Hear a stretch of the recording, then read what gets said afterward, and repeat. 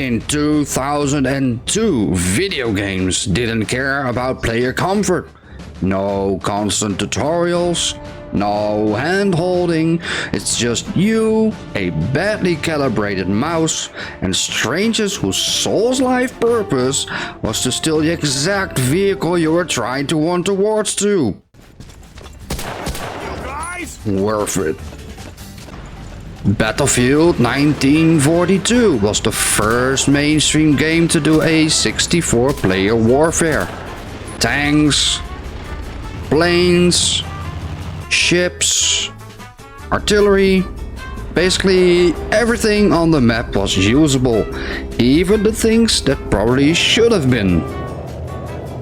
In modern games, depth restricted what players can do to prevent chaos.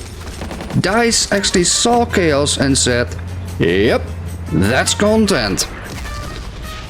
Fun fact, Battlefield 1942 invented anti-teaming mechanics. Not on purpose, just to cheer incompetence. First we spawn on Wake Island, which I call the Plane Stealers Festival. This map teaches teamwork, as in learn to work as a team. To block the runway so that Todd can't have that freaking plane again. Wake Island is shaped like a crescent, perfect for amphibious assaults. Or for swimming 300 meters because your pilot decided landing is just a suggestion. Then we go to El Alamein, which I like to call Snipers Anonymous. El Alamein is of course an iconic battlefield. Huge open spaces, tank duels, and snipers positioned so far away that they basically need oxygen. I didn't even spawn in yet. And then of course the iconic Omaha Beach, a masterclass in suffering. This map recreates the horrors of D-Day, machine gun fire, artillery barrages, and pure cinematic immersion. And the movie Saving Private Ryan wishes it had this level of slapstick tragedy. There are 5 classes, and all of them can be summarized as followed. First, we got the Assault class. Its actual purpose is of course to be a frontline soldier, but players mostly use it to run in a straight line until they magically die. Then of course we got the Medic, which of course is to heal teammates, but which basically no one ever does. Then we got the Engineer, which is of course to repair the damaged vehicles of war. But of course we are mining the bridge out of the spikes just so no one can cross it, especially teammates. Then of course we got the Anti-Tank class, which is of course to destroy armor, destroy tanks, maybe a plane or here or two. But of course they miss every single shot, just blame the lag. And last but not least we got the little Scout class, which is of course long range recon. But basically they set up a camp on the hill and contribute nothing. Every battlefield has a saboteur, but 1942 lets you mine your own team spawn point and no system that stops you. Justice is optional. Of course there would not be a Battlefield game without vehicles. Tanks feel weighty.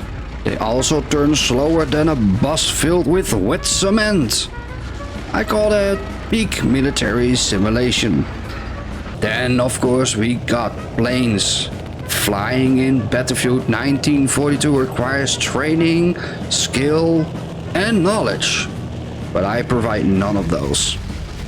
Then of course we got ships. Ships allow naval bombardment. And of course we got jeeps. Jeeps don't transport infantry, they just transport regret. Battlefield 1942 isn't about kills, it's about tickets. I don't mean train tickets, these tickets. Every death subtracts a ticket from your team's pool. Capture flags reduce enemy reinforcements. Of course, you need to stay alive long enough to actually capture that flag. Here is what I like to call the 3 rules of Battlefield 1942. Rule number 1. If someone else wants that plane, you don't ask, you just mind the runway. Rule number 2. If you see teammates doing something smart, you just interrupt them. And rule number 3. C4 is a communication tool. This is what I call negotiation. So is Battlefield 1942 clunky? Yes. Are the hitboxes tragic?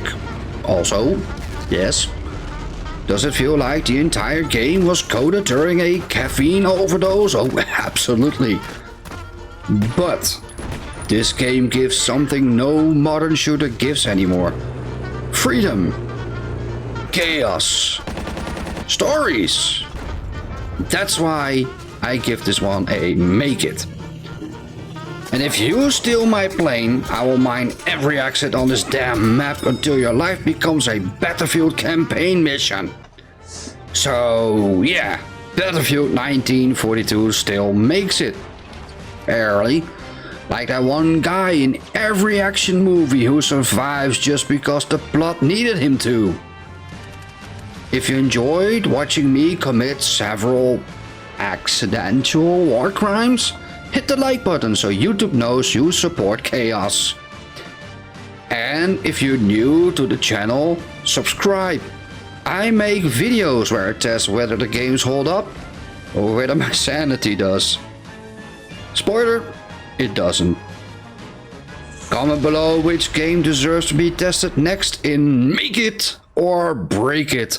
The most liked comment gets priority.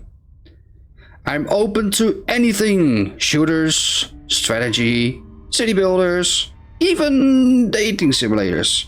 Actually, no, not dating sims. I already get rejected enough in real life.